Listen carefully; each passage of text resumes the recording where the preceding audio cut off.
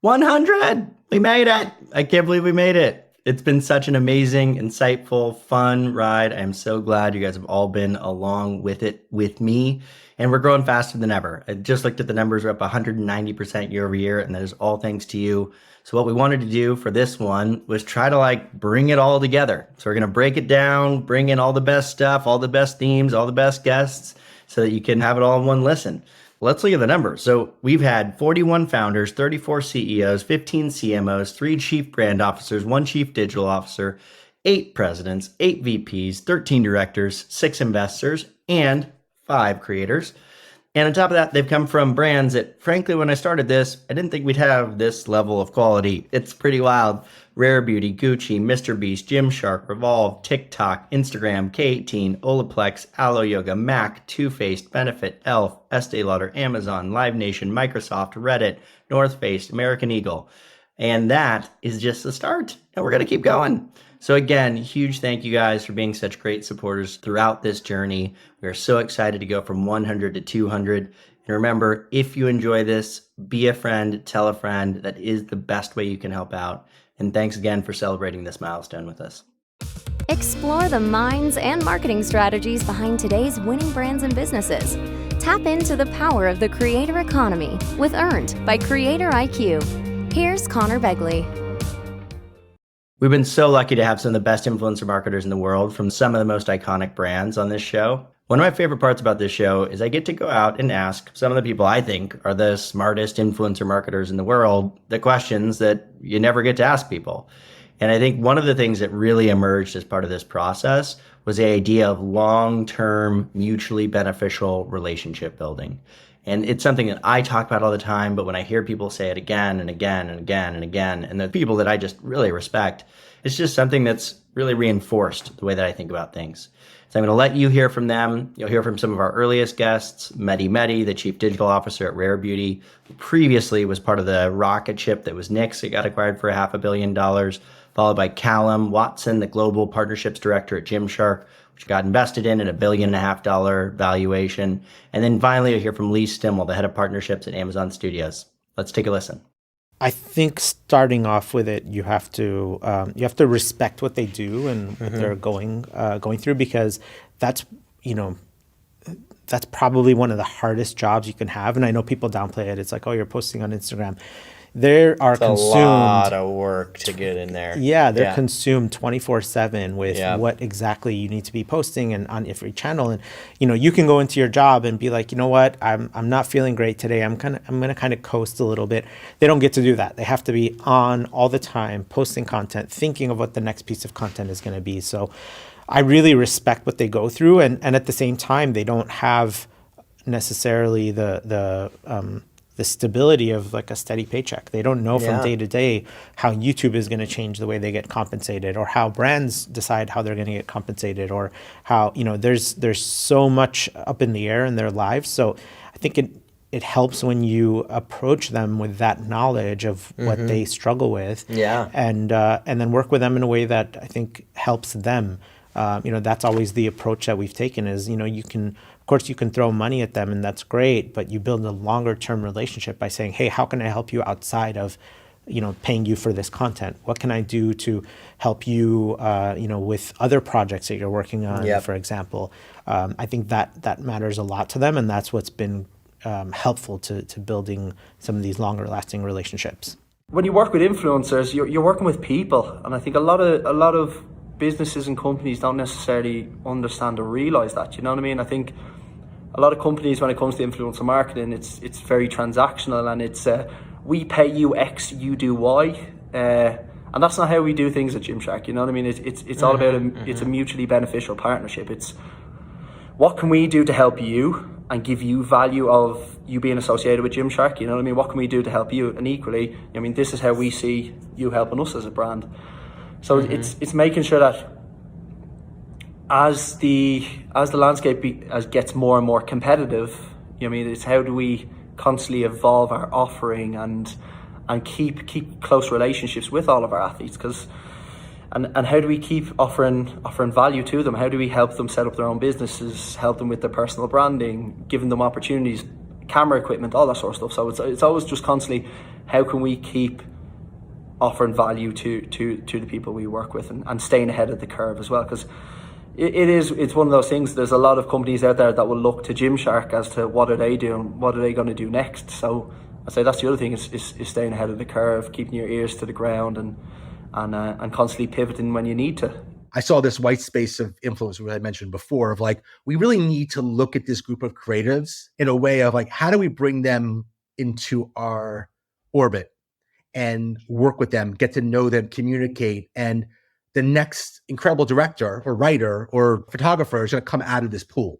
And when I say pool, I don't mean the pool, I mean that universe, which is obviously, as you know better than anyone, somewhat infinite at this point. But the talent really does rise. You see kind of like these incredibly talented people in their mediums. And so my feeling is like, well, how do we not tap into these people and elevate their work, or at least help them bring them to more audience? Again, the idea of fandom, right? How do we bring fans to them? How do we increase their business?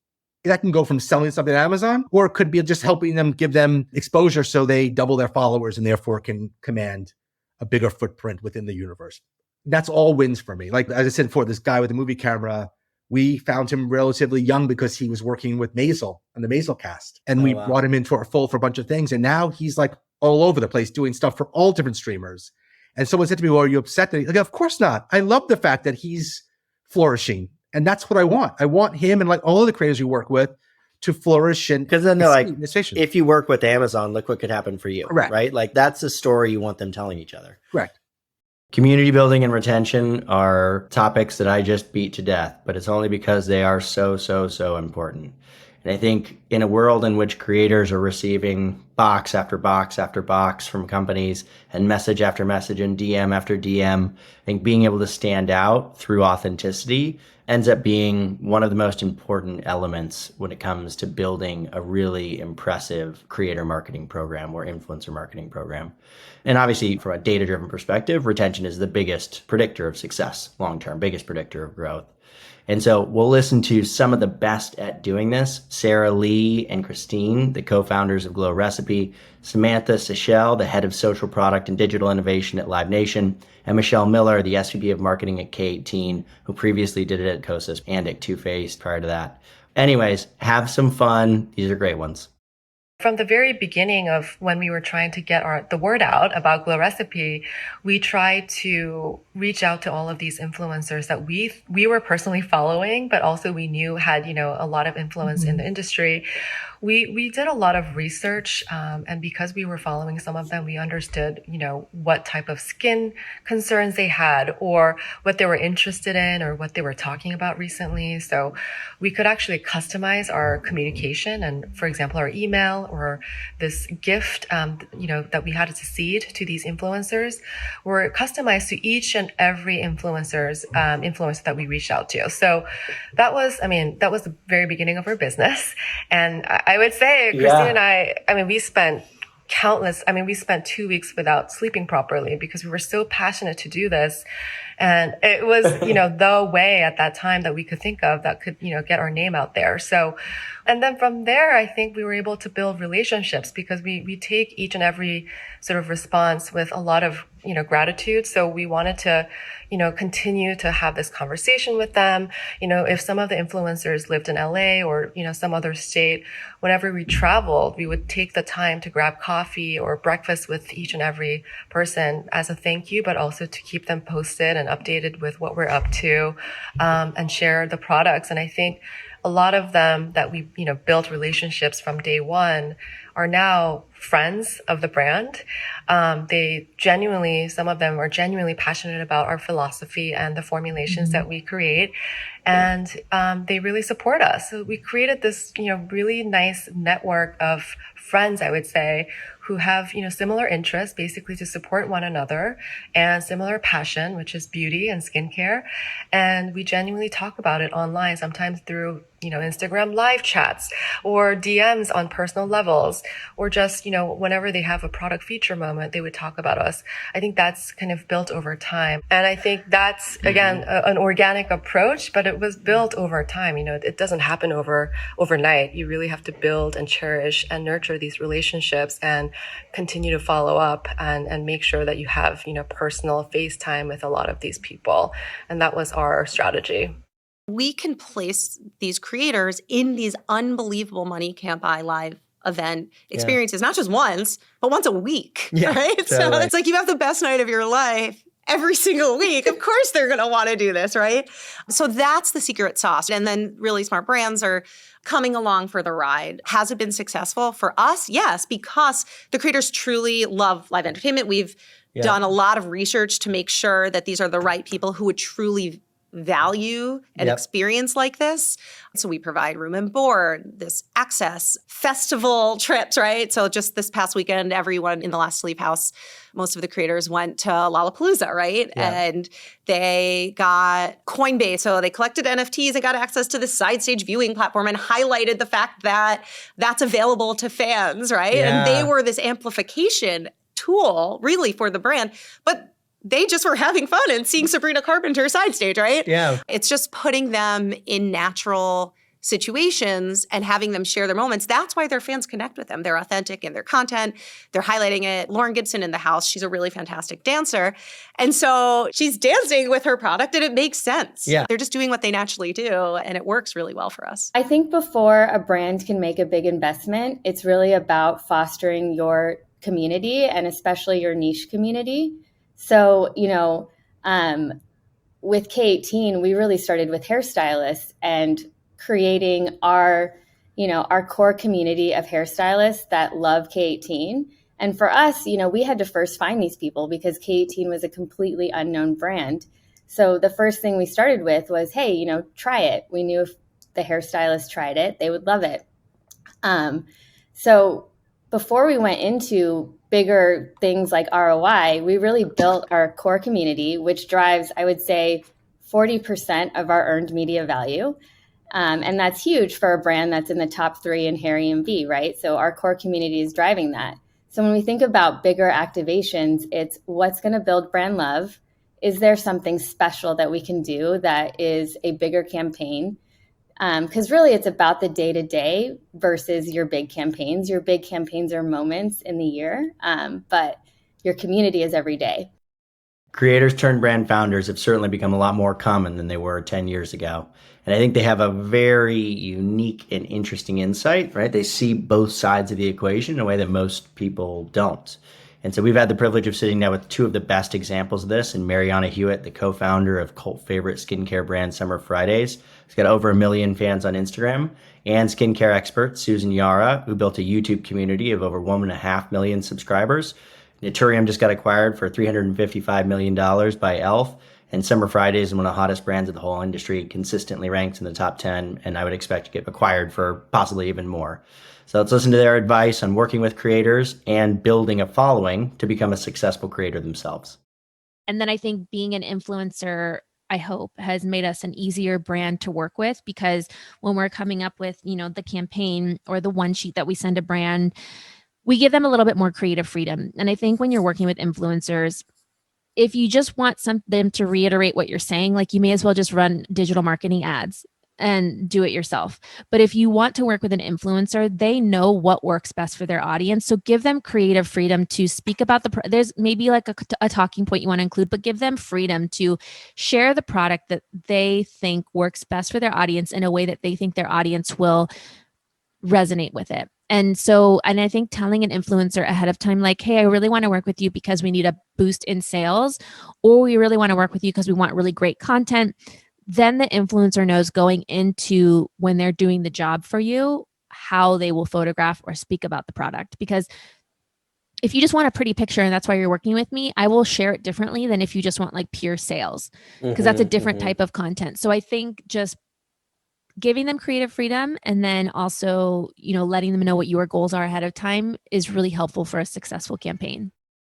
I think like the big thing to remember is that people, when they follow you, they're following you because they either feel like they're learning something from you, they're being entertained by you, they feel like they connect with you in some way. So if you are, if I look at my following, a lot of my following is like Asian moms or Latina moms, right? Like they feel like they connect. I actually realized recently there are a lot of people of mixed biological race, right, that follow me as well, because we all have this very unique perspective. So people are actually, they're seeing something that they connect with in you as the creator. So that's like number one, is to always remember that they follow you, right? Like you are the person that they are following, and there's a reason for that.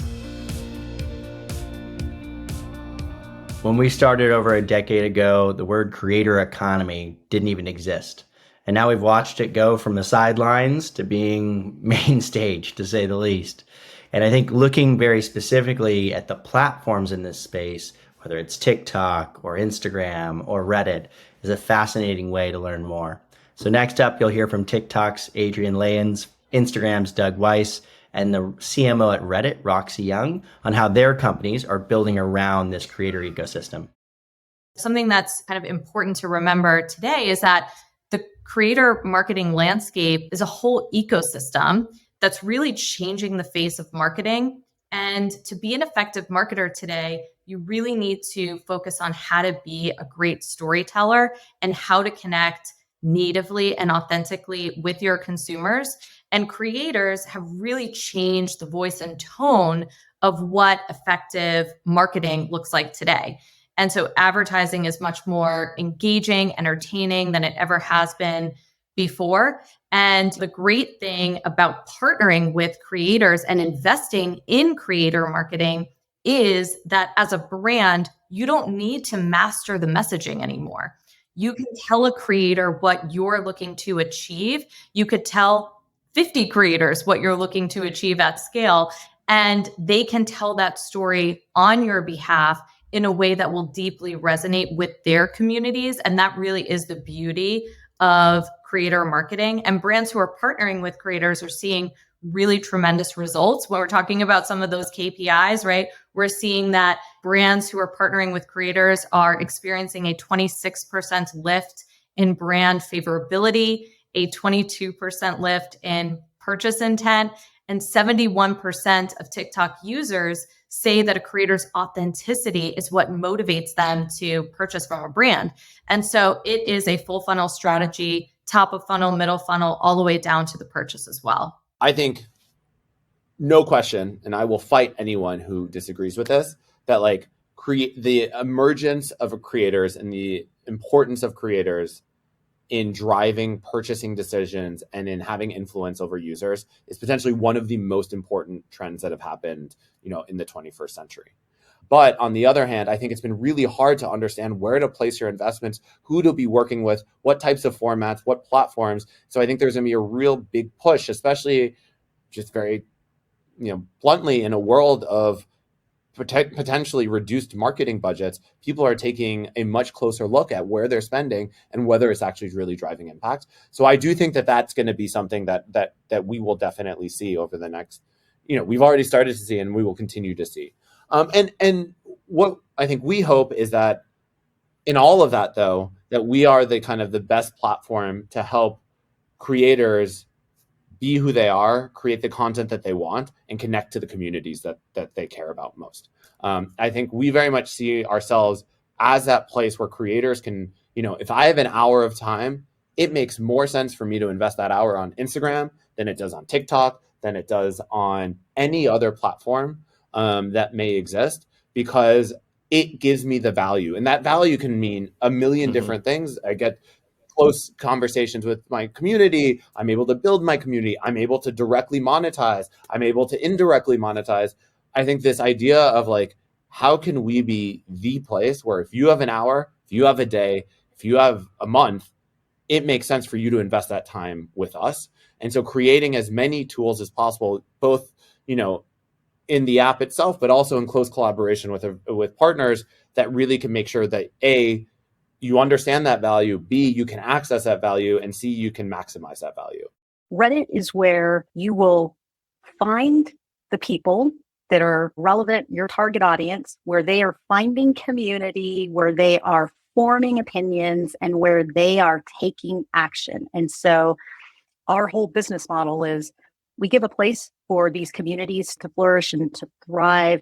And then we allow advertisers to tap into these communities so that they can achieve their business goals. And we have so many fantastic examples of advertisers across all different categories tapping into the Reddit communities so that they can achieve their business goals, whether that's more foot traffic or more leads or more downloads or more subscriptions. So many different kinds of brands and businesses have tapped into Reddit's passionate audience to achieve their business goals. There are more tools, data, and models than there ever were before to measure the impact of your influencer marketing efforts, including our own. But it's still not a perfect science, and some things cannot be easily measured or tracked. Sometimes you just have to know that you're doing a really good job building a brand. We've been lucky to have some of the best brand marketers in the world on this show. So let's hear from Raissa, the Chief Brand Officer at Revolve, Angelic, the former VP of Marketing at Aloe Yoga, and Scott Sassa, the Chairman of Milk Makeup, about what they have to say about brand building. And I think that's one of the things that I try to, remind other marketers, that ask if, is influencer marketing worth it? Is influencer marketing, an investment that we should be really looking at? And I think what a lot of people forget is that, or not forget, maybe like their approach is not what it should be, is that they want to equate every single post to drive revenue or sales. Yes. And I think that that's just fundamentally from the start a wrong way to look at it. I think it's absolutely top of funnel marketing. And there's also different people that can do different things. I really look at, a post as a billboard. And I think like if you post a billboard, you can't go to the advertiser and say, how much did I convert from this? It's all very high level, like impressions, right? And what's the CPM on that? And so I think for us, like that was one of the things that we got, just the fundamentals of what influencers can do, I think has been such a what we kind of got right, I guess, is that, hey, like, let's try to broadcast what the brand is about and then see what happens. And also the see what happens is not just one post. It's taken a long time to really figure out what that is. Word of mouth and brand building is so crucial. And a lot of new D2C brands these days, the ones that kind of like pop up and fizzle out or whatnot, they tend to forget that. They invest everything in hyper growth. It's all about acquisition, retargeting, and they forget about building a brand. I would say to those types of marketers that don't believe in both, right? Like I'm a data first marketer and I don't hide that, right? But as you're building a brand, there's ways to track what that looks like. It might be uptick in UGC. It might be, you're creating a brand health study, brand lift study. You're looking at things like what are inbound requests from some of these celebrities? Is media picking us up organically? In our case, a lot of it, most of it, all of it is organic. And if you don't invest in brand, if you don't invest in those relationships, and you don't invest in these community events or larger events like Aloe House, or you don't invest in building a community of, let's say, we have clean and green skincare and body care, and it goes beyond just apparel or yoga equipment that we have, which really are like a full holistic lifestyle brand. If we don't invest in some of those beauty associates or, beauty experts, like you're never going to grow and scale. No one's going to recommend you organically. So the way that we break it out is, we track both sides, but we also understand the value in that brand lift and investing in brand. And it's not always going to show return right away, but for sure, I guarantee, Connor, if you start building like a brand health or brand lift study over that course of the year, you will see that upward traction. You're, becoming a household name doesn't happen by growth or acquisition. It happens by investing in the brand. In the old days, as you point out, you produce a bunch of ads, there's no ratings, no reviews, and you just force feed the thing and it shows up in the center aisle at the end cap of your supermarket and it's a hit, right? Well, today it's got to have that problem solving, it's got to be useful, it has to have good usability, but now it has to have this new thing, desirability, right? Because if, with ratings, reviews, ingredients, that transparency, you can't produce bad products. What digital does today is it rewards greatness, but it punishes mediocrity. Bad is gone. And you know, like that's what you've got to do, is you've got to create that demand where you'll crawl through glass to get something, because there's too many options. Brand building is a lot easier and more effective when your brand DNA is something that people can connect to and resonate with. Some of my favorite examples of this are how Dr. Brent Ridge and Josh built their brand Beekman 1802 around kindness. Now, inclusivity has always been at the heart of MAC Cosmetics DNA, which is what attracted their CMO, Aïda, to the brand long before she joined the team. When we started the company now 16 years ago, we always said we want to be a company that's here 200 years from now. And I think we would say we built the brand the old-fashioned way, like just really one neighbor at a time like that. We try to look at kindness as wellness. And we say kindness to skin, kindness to self, kindness to planet, kindness to community. I think the best way we try to explain it to people is that with kindness, you know, when you give an act of kindness or someone gives you an act of kindness, that kind of glowy feeling you get inside, that warmth you get inside, that's not something that's just happening. That's a complex set of neurochemical reactions happening in your body. Dopamine's being released, serotonin's being released, cortisol levels are going down, and that's what's causing that feeling of euphoria. And guess what? All of those chemical changes are also impacting the microbiome of your skin. So even though we're talking about kindness and what it can do in the greater world, it's also having an impact on what we're doing from a scientific standpoint. And so we really do believe that kindness is a really powerful thing on many, many levels.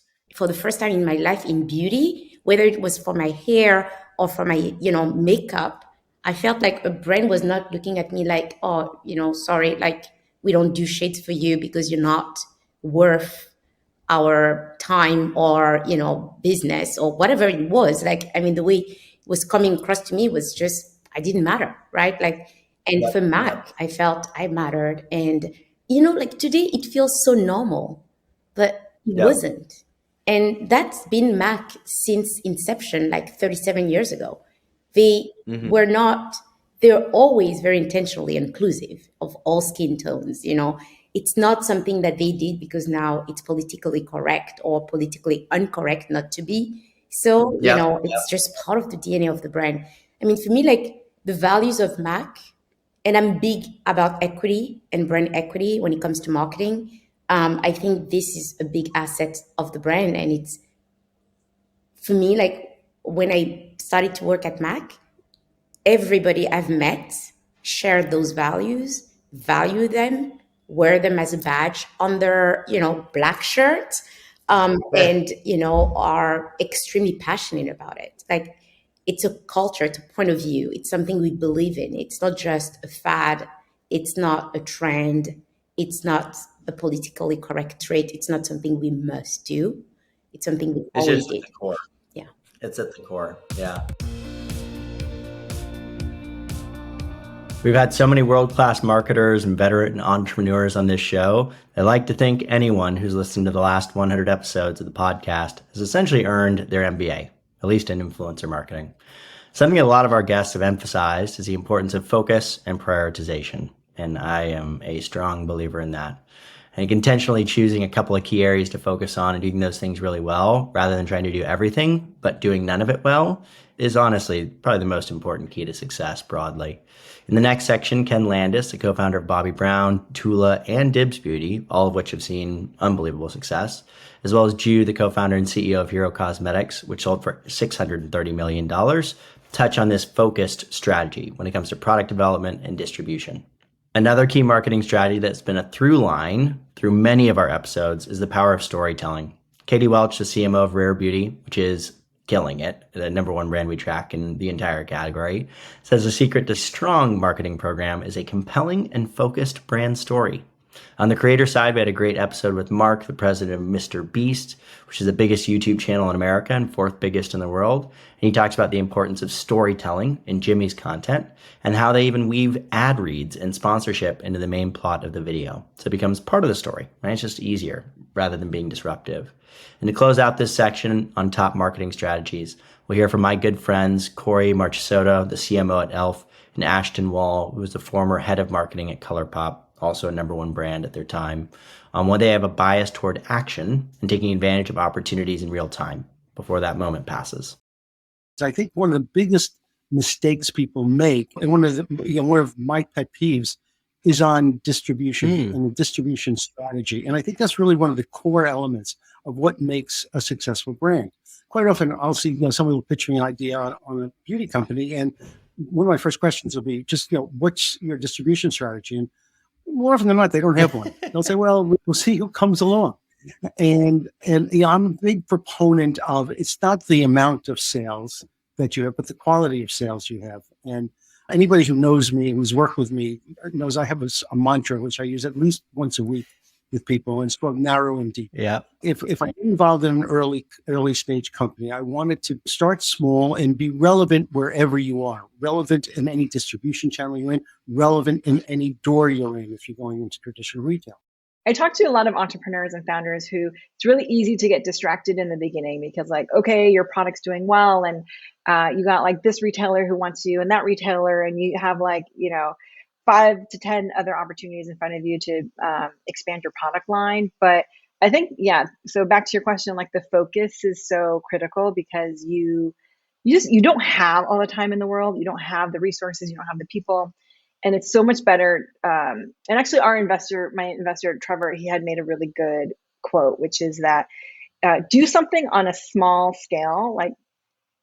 For us, it was Amazon. So do something small on a small scale, but something that's repeatable and scalable. Mm-hmm. And so, for example, we did one patch on Amazon, then we did more patches on Amazon. Then we took that same model to Target. So we started with one patch, and then we did many other patches. And then we started adding other SKUs, and we just started it was a rinse and repeat across other channels. And so I think having that that focus is critical, because otherwise, it's just so easy to get distracted and to do 1,000 things and do none of them well. And so definitely, I think having the ability to prioritize is a superpower as a founder. I think today's marketing is so fundamentally different than what yesterday's marketing used to be, that you have to understand the power of a brand message, the power of storytelling, to then usher that big idea through and to sort of cut through the noise. And how does that big idea land and resonate across all these different touch points that the consumer, community, individual, human, whomever, that they have, whatever's taking their attention. And if you don't have them all threaded together, a strong story, like what we would do at Weber Shandwick, it doesn't break through. And then it just becomes you're just doing a bunch of stuff. And I think brands very easily fall into the trap of doing a bunch of stuff because there's a lot of stuff to do. There's a lot of stuff. There's a lot of shiny pennies. Correct. Yeah. And now I'm not saying don't try it. Definitely try the new things. But when you try it, make sure your brand comes through and resonates. Make sure your big idea, whatever that idea may be, how does it manifest on this platform or this idea or this thing? And that's the secret, I think, to really strong marketing programs. Within a video, we'll do a brand read. And that may be a 30 to 45 second talking about Shopify and the benefits of you can launch your own store. And Shopify, terrific partner of ours. We planted a flag on a mountain, I think, that nobody had climbed in Antarctica. It was really fun. They've been a really great partner. But a lot of people would do reads that feel like ad breaks. The viewer is conditioned. There's a lot of cues, and it literally, podcasts even change. Even when the host is reading on a podcast, you can tell it's a pre-record because there's a slightly different audio pitch or something. Yeah. And you just know to hit the skip button. It's literally built into every interface of Skip. And so knowing that, it's how do we make it so that these are not skippable, because you're so invested in the story that's going on that you just need to see what's going on in the background. So in Squid Game, that was an elimination event using the dodgy game, and they were throwing them, and you were literally watching people fall out. You were now invested in the number of people that were left in Squid Game, but still Jimmy's talking about Brawl Stars, this mobile game, and people are saying, thank you, Brawl Stars. And it's funny, I have kids, and they still, to this day, they'll throw dice or something, and they'll say, thank you, Brawl Stars, right before they throw it. Just kind of as a joke, but for good luck. That was what we sort of worked into the story. Yeah. So anyway, I think high retention ads, it's something we really do specialize on so that it is not an interruptive ad. It's so weaved into the story. I've always had this bias for action because I understand the importance of the now. And if you dream it, you have to do it. And a dream without execution is empty. It's just a dream. Mm-hmm. And if you wait too long, the moment has passed. Timing matters. If you wait too long, it kills the dream. And I think the other part, Connor, is usually when you have that dream and that fire in the belly to move something forward, if you have to start pushing paper around, if you have to start presenting it to multiple stakeholders, if you have to start driving it up, and then everybody wants their comments and they have to put their ego stamp on it, by the time you're able to bring that dream to reality, one, it looks very different. Yep. Two, you've lost your passion for it. Yep. And three, quite honestly, the timing has passed. And when I think about E.L.F. and what we were able to do on TikTok, on Twitch, and even us jumping into Clubhouse and being early adopters, it matters. Yep. And that timing gave us a real competitive advantage. And if I think about COVID, how grateful am I that we spent so much time before we even knew COVID existed on building our digital strength at speed. Because when COVID hit, we were already entering from a position of strength where others were scrambling to try to figure out, how do I get on TikTok? Because now everybody's on TikTok and everybody's on their phones and we haven't figured out how to get digital yet. So emergency Corey, the lightning bolt, lucky that we had that bias for action to drive all that stuff forward. And that is one of my philosophies of marketing, right? That the magic happens in real time and you can't overplan it. I know a lot of people would disagree with me, but I have felt that I have found that marketing calendars are a year out. Exactly. Or more. And product launches are 2 years out. 3 or years more. out. And people want to know, what is your vision for 2024? Like, fuck, I don't know. Do you? I feel like you're lying if you do. So I know what I'm doing tomorrow. Yeah, I know what I'm doing tomorrow. I have a loose idea of next week, but who knows? It could change. Yeah. And I think that is really the magic of Laura and the magic of ColourPop. Yeah. And I hope that we preserve that. Of course, we're getting a little further out with our planning. Of course. And when I say a little further out, Connor, I mean like 4 weeks. Yeah. But even that can change. And it goes back to social listening too. I mean, that's something that's so important to us, is what are people saying in real time, because we have the operational capacity to react to that. Yeah. Not many other people can say that. Can't build a strong brand without first building a strong team. We've talked to so many incredible executives on this show about their leadership philosophies. They've all highlighted that in order to cultivate a positive company culture, you need to treat your employees with respect and empathy, trust their ability to do their job well, and assure them that failure is a welcome part of the success. Here are a few of my favorite leadership philosophies from guests, including Anna Maria Henao, the CMO of U.S. Consumer Channel at Microsoft, Toto Haba, the SVP of Global Marketing at Benefit Cosmetics, JuE Wong, the CEO of Olaplex, and Ruben Kranza, who's now the Group CEO of Amica and Ava NYC. I would say for you to be a successful leader today and for the future, there are 3 concepts that I try to actually apply every single day. So the first C is compassion. And compassion is all about empathy, but the definition of compassion is empathy plus action.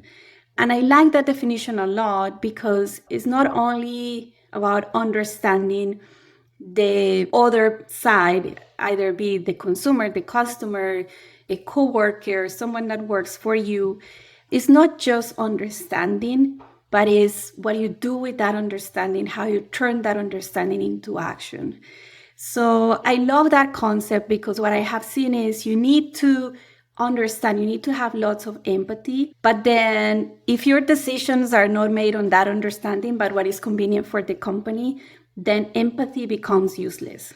So that's why I like compassion a lot, because it's understanding is lots of empathy, but it's turning that empathy into action and is championing that understanding and being honest and truth to that understanding so that your actions are honoring those things that you have learned. So the first one is, as I said, compassion. The second one is curiosity. I would say, for me, the brain is a muscle that you have to keep on training every day. So it's the conviction, really, that you're never a finished product. And what you see here, particularly what I have lived in the last 25 years, if I wouldn't have been curious, I wouldn't have been able to make it to where I am right now. And I don't think I will be able to make it to the next 5 years or even the next 6 months. Because if you think about AI, the fact that I joined the company and the AI revolution hit 2 months after, you have to stay curious. You have to keep this open mind. You have to become a lifelong learner to really be successful. Because if you believe that you're an end product, that you have learned it all, then you become very quickly obsolete.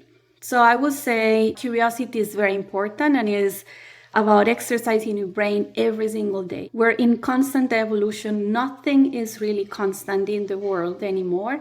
So we need to be curious and to remain curious all the time. And then the last C is about courage. And the definition of courage that I use is that courage is not the absence of fear, but it's more the conviction that action is more important. Every single time that you're making a decision, you need to be courageous, to lean in and to say, okay, I'm going to do something here. And what I have seen is that sometimes in the absence of courage, if you are waiting for the 99.9% certainty of what is going to happen, of all the information that is available, then you start being in a lethargic mode that what's happening is opportunities are just going by. So you need to be informed, right? So you need to be intelligent as to when to lean in. But at a certain point, you just need to lean in and face the consequences of your actions. And if it doesn't work, say, okay, at least I'm learning.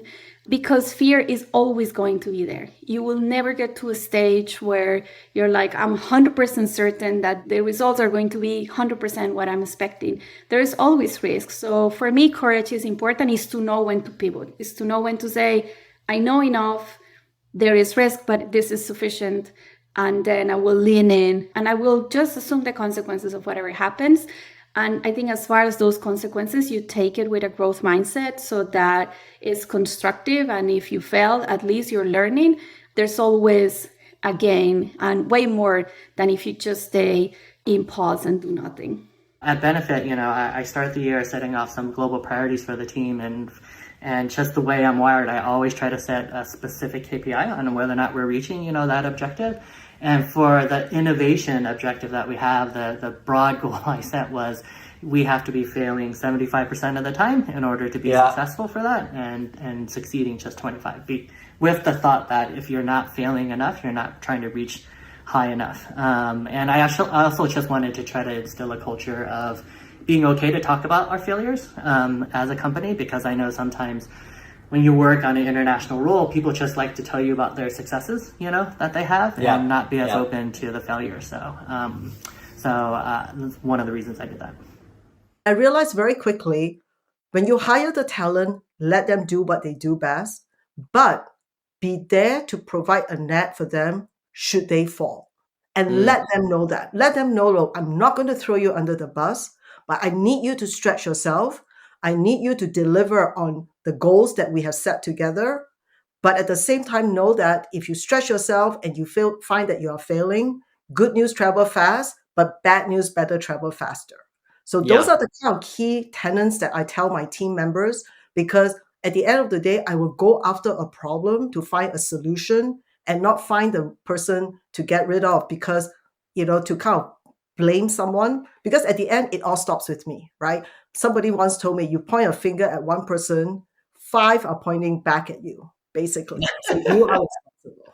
You hear the wives' tales. You get more flies with sugar, or you attract more, all that kind of stuff. It's true. I mean, if you create an environment that is that's challenging, it's fun, but there's respect, and respect isn't just being nice. Respect is also having the courage to have tough conversations, having the courage to hear tough feedback from your employees to you as the leader. What I found was those environments created much more acceleration than the other, right? And so part of it is, kind of when I finally got to a place where I was leading an organization, I was like, well, I want to be a member of an organization that I would want to be a part of, even if I wasn't the leader of that organization, right? And so it's always been about that. And finally, and most importantly, we've had some badass women on this show. To wrap up the 100th episode compilation celebration, I want to highlight a few of those women who are true trailblazers in their industry and have no doubt helped pave the way for more young women to achieve similar success in their careers. Those women are Janet Gerwich, the founder of Laura Mercier and operating partner at Advent International, Jessie Draper, the founding partner of Halogen Ventures, a VC firm that invests exclusively in female-founded businesses, and finally, Danessa Myricks, founder of the makeup brand that carries her name and who worked so hard to be the change she wished to see in the beauty industry. Enjoy, guys. I always tried to excel. I tried to always know what my competition was doing. I tried to be the very best. And I would say that to a man or woman. Yep. But it's interesting, when Sheryl Sandberg's book, Lean In, came out, I read it and I was thinking, well, I leaned in. But when I read it, I could think of times at Foley's, again, only woman on the board of merchants at that time, that I maybe didn't. I maybe didn't lean in. Yeah. And then in private equity, everyone that I've been working with went to Harvard and, graduated special, they were all at the top of the class, etc. And I think you have to think, I'm here because I bring a certain expertise. And I really say to women, lean in. Yep. Lean in, have confidence in what you know and what you think. Because really, that's what a board is. Everyone should, bring what they're thinking. And that's why diverse boards are so important. But I would just say, excel. I say that to man or woman, best you can, because that's how you win. I was like, I can't be the only woman feeling this way. And I could not believe, it got like 1 million impressions in about a month.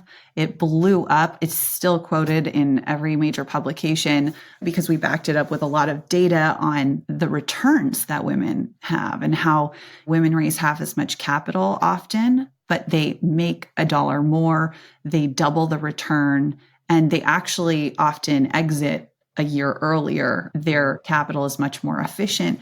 And since then, so many studies have come out. There were some back then that we referenced, but so many more. People are constantly sending me these great studies, just like on making sure there's a female in the founding team and better performance overall. The sad thing is I'm still out there fundraising and I still come across people. I feel like part of my mission in life is to explain to people like, no, this is not charity. This is a for-profit opportunity. And actually companies with a female in the founding team perform better, and companies with diversity overall.